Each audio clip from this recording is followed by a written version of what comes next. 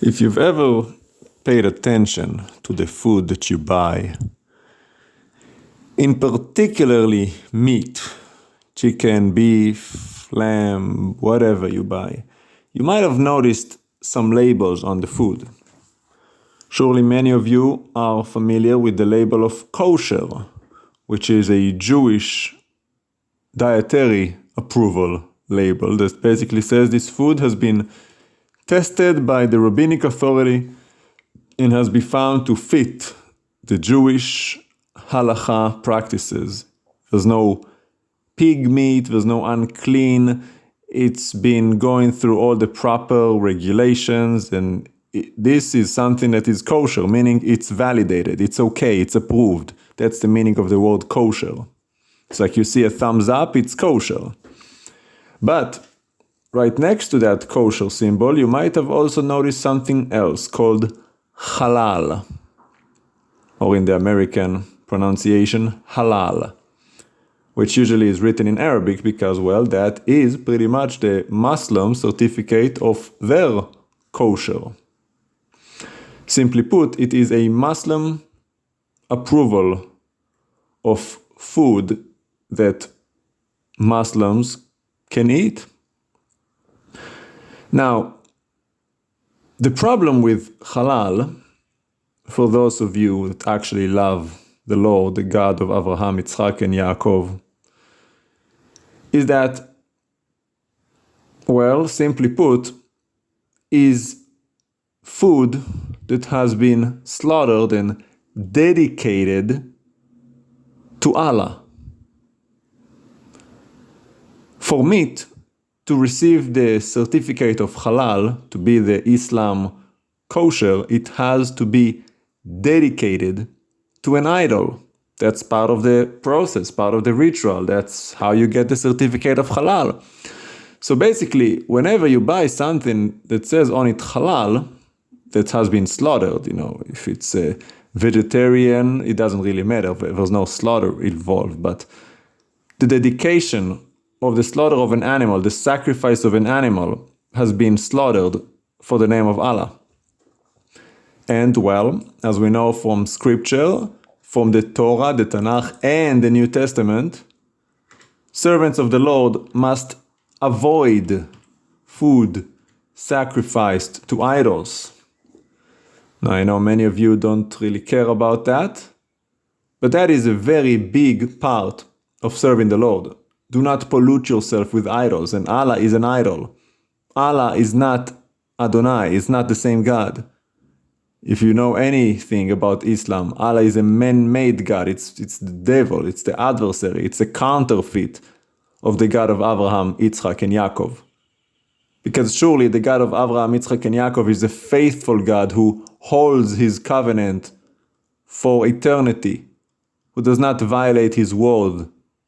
He is faithful to all the covenants he had made with the people of Yaakov, the sons of Israel. He never forsook them and embraced the Ishmaelites. And yet the Quran says exactly that Allah is a liar. He can lie if he wants to. He can deceive if he wants to. He can do all of these things. But that's not my God. That's not the God of the Bible. The God of the Bible is faithful. He's truthful. He does not lie.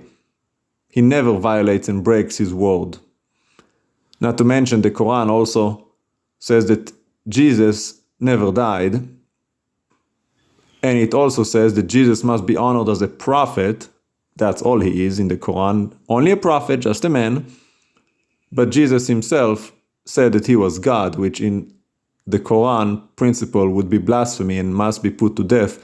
And yet, even though historical evidence proved that Jesus did die, the Quran said he didn't.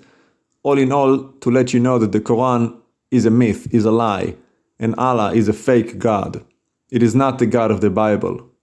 It is a spin-off, a rip-off, a counterfeit from the devil himself, the serpent at the tree. And so, whenever you eat something that has halal in it, in particular meat that was slaughtered, remember, you are eating food sacrificed to an idol. And I know many of you don't care about that because you think, oh, we're not under the law, we're under grace. Let me read you something in Acts chapter 15, since you think you're under the new covenant. In Acts chapter 15, James, the brother of Jesus, the leader of the movement of the Way, he wrote a letter to the newborn pagan Gentiles who just have been converted. They have just begun their spiritual walk. So the apostles, the messengers of God, didn't want to burden them heavily with too much for their first steps. So they basically sent them a letter, and it says in Acts chapter 15, verse 19, "It is my judgment, therefore, that we should not make it difficult for the Gentiles who are turning to God. We should tell them to abstain from food polluted by idols, from sexual immorality, from meat of strangled animals, and from blood." This is James teaching in the New Testament. So you can't say, oh, we're Christians, we don't have to do that. Yes, you do. Avoid food polluted by idols. That means that if it has been slaughtered for Allah, dedicated to Allah, had a blessing pronounced over it for the glory of Allah, which, again, don't take my word for it, you can look it up yourself. It's known, it's not a secret. This is part of the process for the Muslims, for their meat to be consecrated to Allah. That is food consecrated to idols. And if you truly want to be righteous in the sight of the Lord, the creator of heaven and earth, you must detach yourself and separate yourself from pollution so that you are holy to the God of Abraham, Yitzchak, and Yaakov.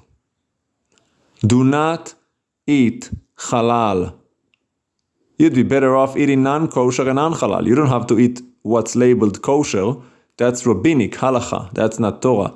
The Torah strictly says, do not eat the pig, do not eat the rabbit, do not eat the sea creatures that don't have any fins or scales, namely shrimp and all of these other things that the Gentiles love.